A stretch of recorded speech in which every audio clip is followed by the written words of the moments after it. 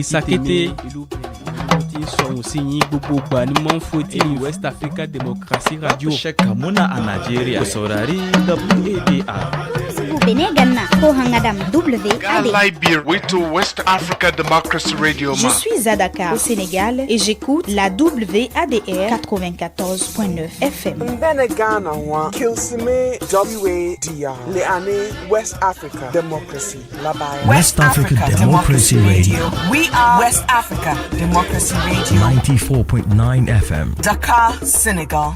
It's you speaking.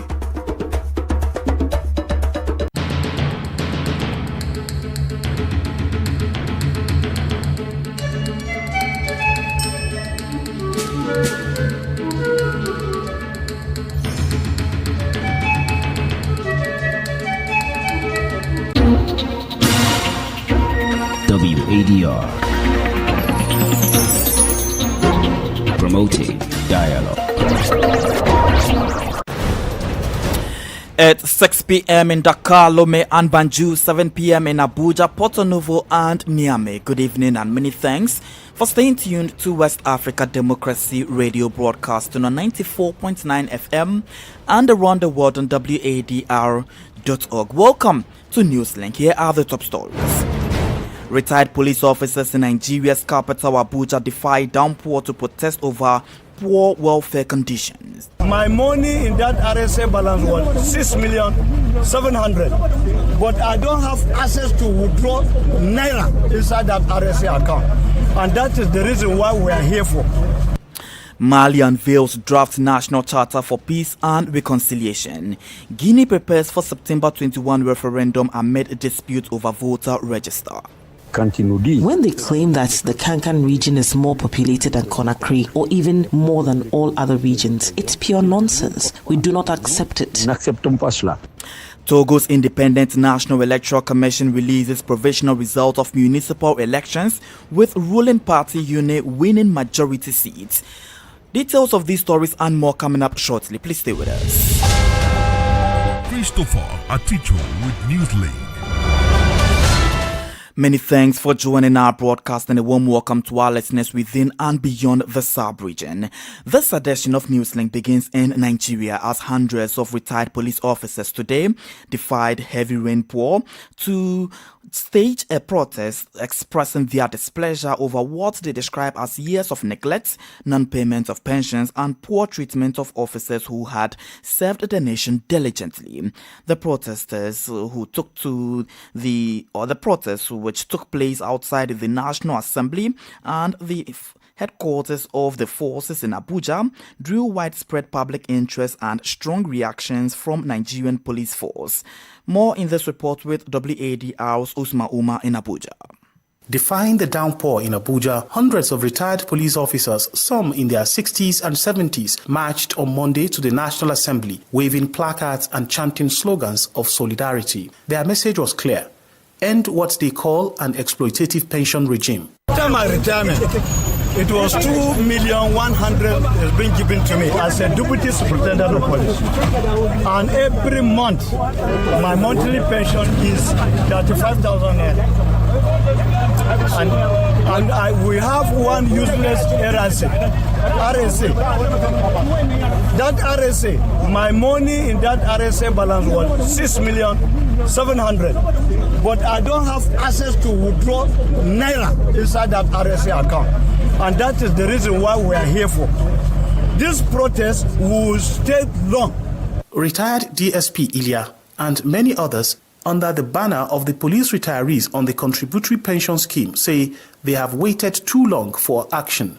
They want immediate withdrawal from the scheme and a return to the previous pension structures used for other security agencies. Pension that they are paying me 22,000, almost 5 years now. Every month. How I will cope up with my children.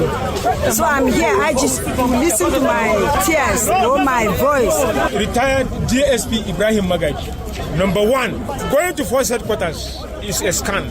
IG doesn't have anything to do for us because he has been talking of 10%, 15%, or 100%, or 80%. He has no authority on that mandate. It is only the National Assembly. It is the National Assembly that they cajole us inside. They deceive them and cajole us inside. A failed police is a failed nation. From the National Assembly, the retirees marched to the force headquarters, drawing attention from senior police officers and attracting civil society support, including that of activist Omoyele Sowore, human rights lawyer Deji Adeyanju, and Dembello, all of whom joined the protest. The Nigeria Police Force had earlier released a strongly worded statement warning against what it described as calculated distortions and politicization of the retirees' grievances. The statement, signed by Force Public Relations Officer ACP Olumuyiwa Adejobi, acknowledged the legitimacy of the retirees' complaints but accused unnamed actors of attempting to hijack the protest for disruptive aims. Back at the protest ground, demonstrators insisted that their demands are non-negotiable. As the evening fell, many retirees were seen gathered at the gates of the National Assembly complex, waiting, patient but determined, for lawmakers to act.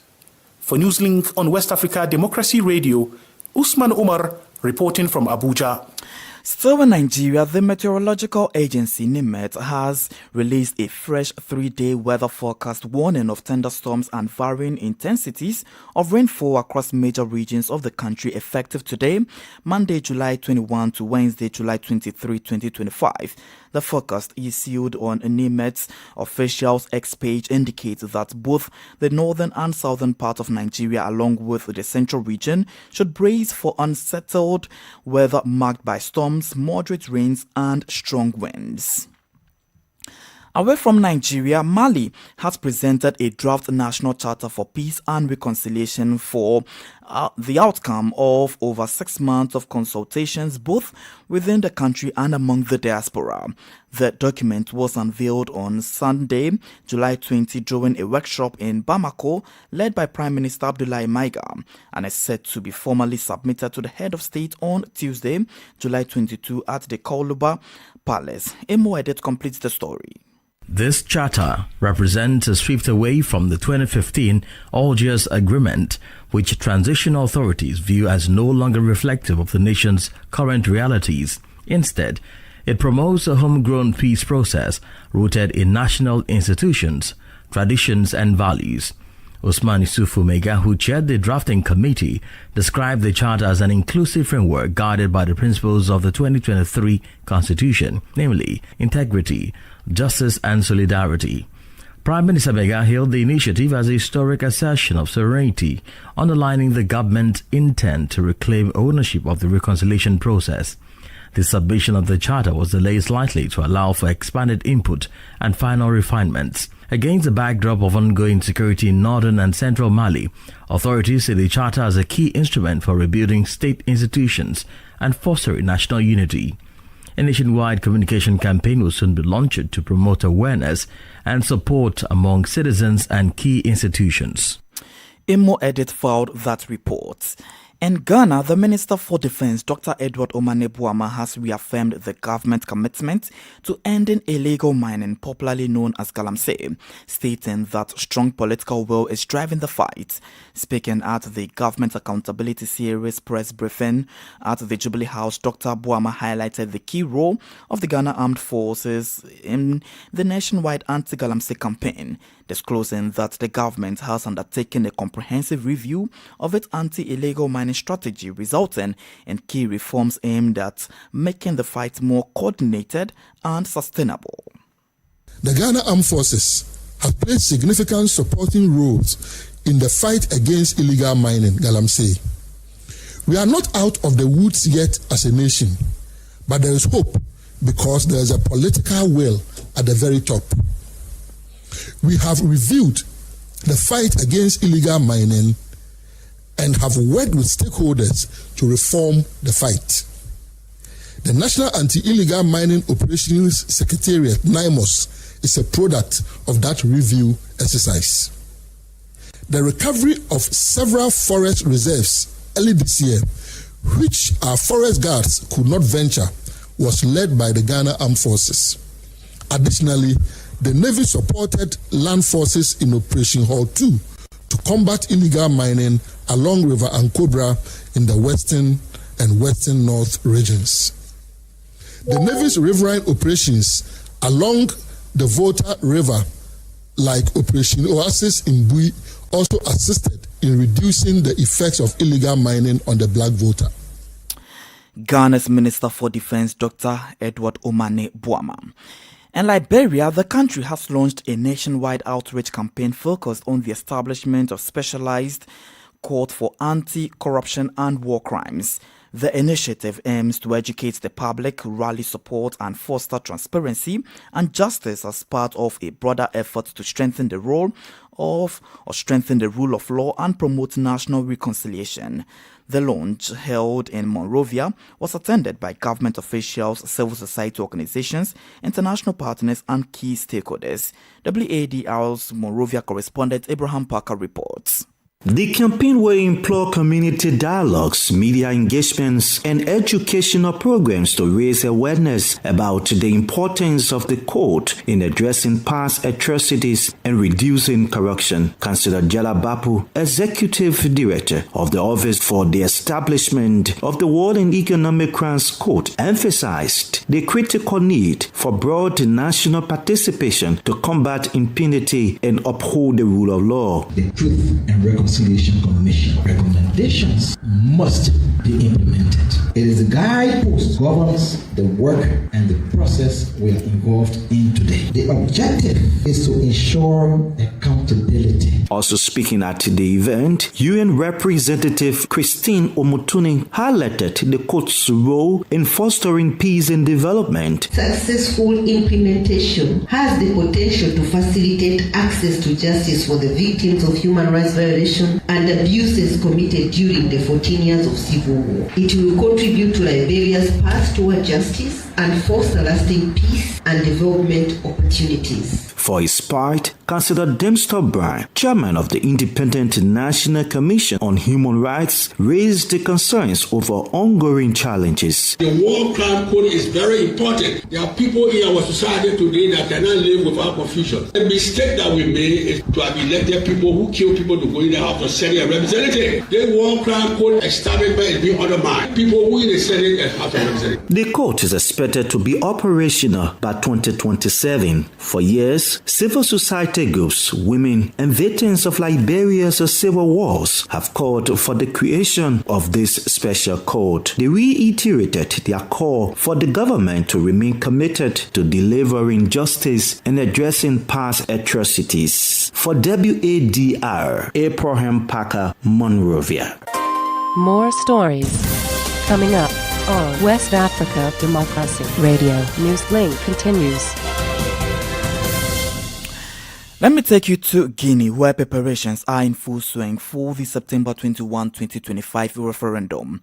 Over the weekend, the government unveiled the official voter register drawn from the latest biometric civil registry exercise. The electoral roll includes more than 6.7 million voters, a figure which is currently being contested by a section of the opposition. Augustine Colley reports. For months, the credibility of the voter register has been a subject of sharp debate in Guinea. While opposition members continue to question the biometric registration process, Prime Minister Amadou Oureba maintains that the new register represents a major step towards free and fair elections. This marks a major historic step. Since independence, we've never really had reliable tools to properly support the process of devolving power. Meanwhile, political party leaders and pro-transition civil society groups have unanimously expressed support for the process. Mohamed Lamin Kaba, president of the Fidel Party, and Gabriel Haba, president of the CNOSG, both publicly endorsed the initiative. At first, we were very skeptical, but the outcome presented today is quite reassuring. What the Ministry of Territorial Administration and Decentralization, MATD, has done is a Republican act that shows the state's commitment to transparency. Regionally, Kankan tops the voter list with 2,089,320 registered voters, followed by the capital, Conakry, with 1,992,986 registered voters. But the opposition coalition, Forces Varvets de Guinea, represented by Rafiu Sow, has challenged these figures.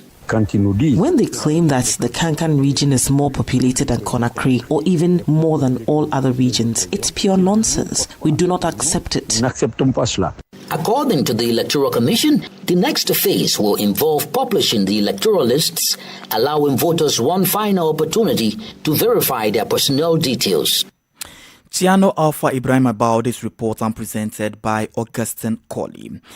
In Togo, the ruling Union for the Republic Uni Party won the municipal elections held on July 17, 2025, according to provisional results released this Monday, July 21, 2025, by the Independent National Electoral Commission, (CENI).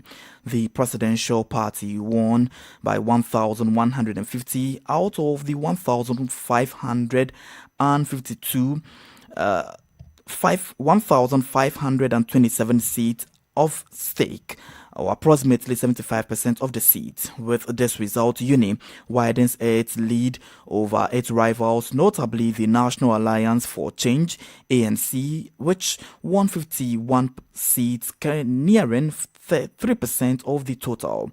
The Union of Forces for Change, UFC, came in third with 38 seats. The Democratic Alliance for Integral Development, ADI, considered an emerging force since 2024 legislative election, confirmed its progress with 34 seats. At the end of this election, UNI confirmed its status as the main political force in the country. In accordance with constitutional provisions, these provisional results will be forwarded to the Supreme Court for validation. In the meantime, independent parties and groups may file appeals. Meanwhile, Electoral Observation Mission led by Professor Katienifura Adama Ouattara highlighted its key observations after visiting more than 120 polling stations across Greater Lomé and Maritime region on election day. The Electoral Observation Mission of the Council of the Entente has, with complete objectivity, made the following initial observations. Voters cast their ballots with discipline, calm, and serenity. The election, based on what was observed, appeared to be genuine and transparent. To the government, strengthen the resources of the Independent National Electoral Commission and enhance the capacity of the Supreme Court to enable it to better fulfill its duties during municipal and potentially regional elections. To the Independent National Electoral Commission, improve the training of polling station staff to make them more competent in managing the voting process. To political parties, raise awareness among supporters to encourage active participation in elections and promote women's involvement in the process of devolving power. To civil society, continue efforts in civic and voter education. Electoral. Katenifura Adama Ouattara is the lead for election observer mission in the just ended elections. Still in Togo, several doctors are facing legal action for practicing their profession illegally.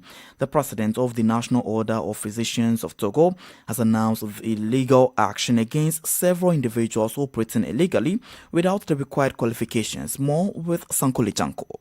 President of the National Order of Doctors in Togo, ONMT, Dr. Bekiti Katanga Anthony, revealed that more than 100 people are practicing medicine in Togo without the required qualifications. Dr. Bekiti also announced legal proceedings against those individuals, most of whom practiced in rural areas. The president of the National Order of Doctors in Togo made this statement after his reappointment for a 4-year term as head of the ONMT. According to him, one of the main challenges doctors face is the proliferation of professionals not licensed to practice. He therefore calls on the relevant ministries, particularly those of health and public hygiene, justice, security and territorial administration, to take measures to put an end to this scourge. To date, the ONMT has 826 officially registered doctors. Sankole Janko filed the report. You're still listening to Newslink here on West Africa Democracy Radio, broadcasting on 94.9 FM and around the world on WADR.org.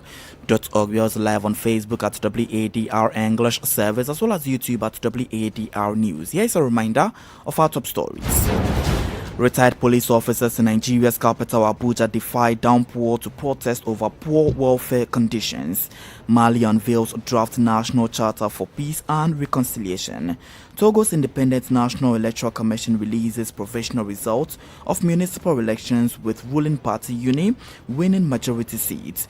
And Guinea prepares for September 21 referendum amid dispute over voter register. Still ahead in the news, we have the guest interview and sports news. Please stay with us.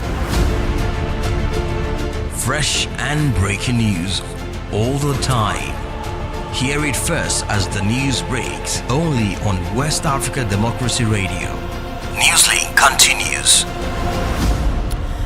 Let me take you to Benin, where President Patrice Talon met with private sector leaders last Friday at the Presidential Palace, a forum aimed at listening to the concerns of business leaders. The Beninese head of state expressed his desire to build a thriving investment ecosystem in partnership with local actors. Abdullah Hassan reports. By initiating this meeting, President Patrice Talon said his objective is to strengthen the country's economy by fostering greater trust and collaboration with the private sector. He called on business leaders to play a more active role in driving economic growth. I am pleased to see that over the past 5, 6, 7 years, Benin has been making good progress and is sending a strong signal of advancement. This means that if we maintain this momentum, we can continue to grow. This is why the entire government expresses its gratitude as this progress sends the message of a country that is beginning to inspire confidence. The president emphasized the importance of maintaining a business-friendly environment to support economic expansion. Private sector leaders welcomed the opportunity for dialogue and pledged their commitment to supporting the president's vision. Ahead of the meeting, the business community submitted a platform of 11 tax reform proposals for 2025. These include reducing the minimum tax threshold, easing payroll taxes, exempting local products from VAT, revising pharmacy profit margins, and standardizing local development contributions. According to the private sector, these proposals aim to enhance business competitiveness, improve the investment climate, and optimize government revenue collection. Cotonou's correspondent Aziz Adam Sole's report presented by Abdullah Hassan. Politics, analysis on major news, social matters, and all. This is A Guest. Our guest interview this evening takes us to Liberia, where there is a major step forward in the fight for justice and accountability. A nationwide outreach campaign has been launched to raise public awareness around the creation of a specialized court for anti-corruption and war crimes. The campaign, unveiled in Monrovia, brought together government officials, civil society groups, international partners, and key stakeholders, all aiming to strengthen the rule of law and promote national reconciliation. Joining us for this is Dr. Aaron Weir. He is a translational scholar and a doctor with the Dakar Institute for Social and Economic Research. It's a very laudable effort. This has been one of the recommendations of the Truth and Reconciliation Commission 16 years ago. But it hasn't happened because of the nature of our politics. But under Joseph Boakai administration, he's committed to implementing the Truth and Reconciliation Commission report. What does this national awareness campaign among stakeholders like yourself specifically hope to achieve? Well, I think after so many years of trying to avoid the implementation of the TRC recommendation, after you have a few part of the Liberian society that is very hostile towards the idea of criminal accountability, the purpose of the outreach campaign is to send a clear message that the War Crime Code is very important for Liberia. It's not there for revenge, it's not there for witch hunting, and it is an important exercise to institute measures of deterrent, and it's an important exercise to clear the names of Liberians who may not be guilty. So it is, think about the outreach as a great opportunity to address misconceptions of the process, to address misunderstanding of the process, and rather to provide very clear information about what the entire office is about. And lastly, to increase public confidence in the office. Talking about, the hostility towards, this idea, in that case, what challenges do you anticipate in gaining public trust and support for the establishment of this code? Well, you have the signatories of the Accra Peace Agreement. The signatories to the Accra Peace Agreements are former heads of warring factions, as senior commanders of warring factions who have been against the very idea of the code. They have been threatening that if any one of them is arrested, there will be a problem and it will be counterproductive to Liberia's stability. So part of this outreach campaign is to mobilize the society, mobilize all key stakeholders to be on board, and that these sort of threats do not manifest in any particular order.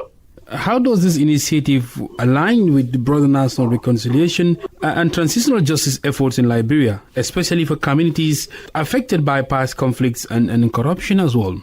It's a very important question you've asked. Reconciliation in general is a long-term initiative. And depending on who you ask in Liberia, for some, reconciliation would mean an element of restorative justice. For others, reconciliation would mean criminal accountability for war crimes.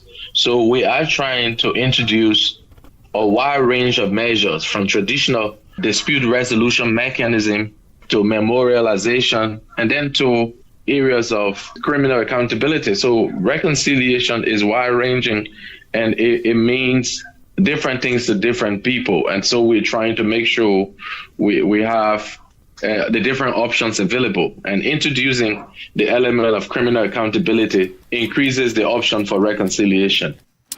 Dr. Aaron Weir is a transitional justice expert and director of Dakar Institute for Social and Economic Research.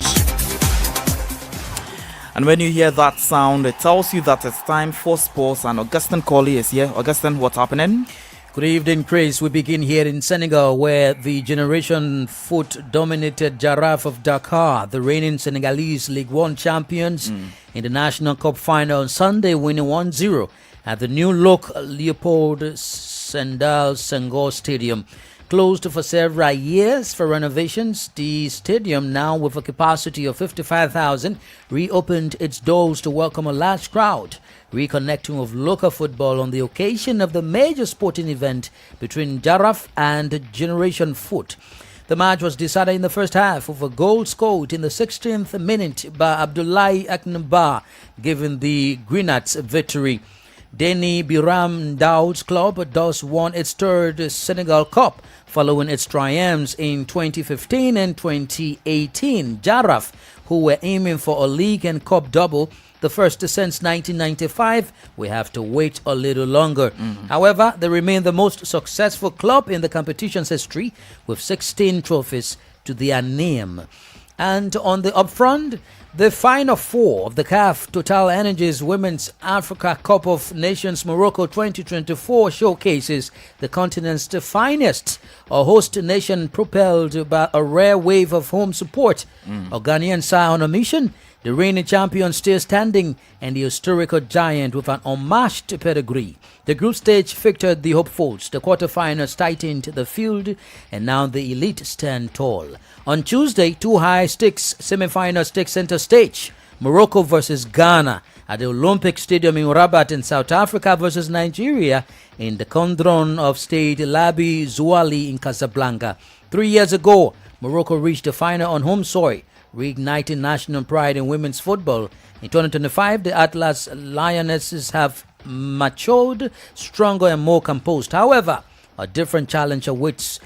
Ghana has maintained relentless intensity throughout the tournament. The Black Queens, led by goalkeeper Cynthia Kolam, hero of their penalty shootout win against Algeria, are a team on a mission.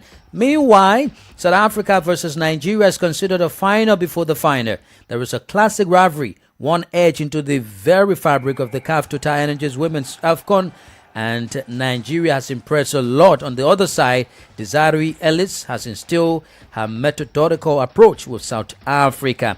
Finally, the Final Four of this 2024 Women's Africa Cup of Nations encapsulates everything promising about African women's football. Morocco dreams of its first title. Ghana seeks a return to glory. South Africa earns back-to-back rounds. Nigeria is out to remind everyone who is the boss. That's the latest in the world of sports. Definitely, who is the boss indeed. And the finals could either be an all-West African encounter, or it could be a North Africa and a South African encounter on the very finals, which is scheduled to be on Saturday, July 26th. It could also be a North Africa versus West Africa encounter. Possibly, yes. If Morocco crush Ghana and Nigeria crush South Africa. But hopefully we want it to be an all-West African encounter. Yeah, hopefully. And with that, we've come to the end of this evening's edition of Newslink here on West Africa Democracy Radio. Thank you for listening, and many thanks to Mustafa Sek for the technical assistance. Do interact with us via our social media platforms, X, formerly Twitter, Instagram at WADR News, and on Facebook at WADR English Service. Coming up at the bottom of the hour is our health program, Well Body with Imo Edit. I am Christopher Aticho. Good evening and enjoy the rest of our broadcasts.